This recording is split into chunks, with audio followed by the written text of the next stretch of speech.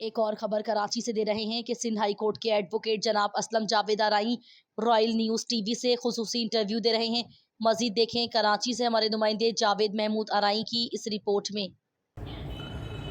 دیکھیں جی، اس وقت پورے پاکستان میں بھکاریوں کی تعداد میں بے تحاشا اضافہ ہو گیا ہے، اور یہ پیشہ ور بھکاری جو ہیں دوسرے جو غریب مستحق لوگ ہیں ان کا حق مار رہے ہیں۔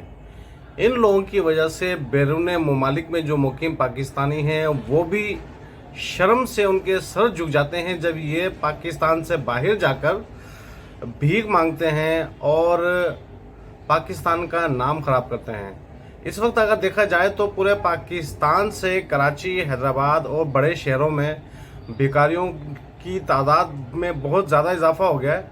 تو میں گزارش یہ کرتا ہوں کہ تمام لوگ اپنے جاننے والے، اپنے قریب کے لوگوں کی مدد کریں، نہ صرف کہ ان لوگوں کو بھیک دیں۔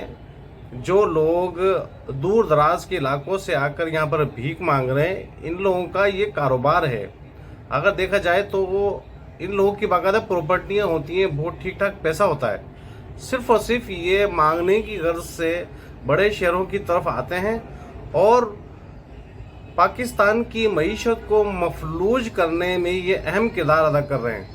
اگر آپ ان لوگوں کو بھیک دے کر ان کی حوصلہ افزائی کرتے رہیں گے تو یہ اسی طریقے سے بھیک مانگتے رہیں گے، نہ کہ یہ لوگ محنت کریں گے، کوئی ٹیکنیکل کام کریں گے جس سے پاکستان کو فائدہ ہو۔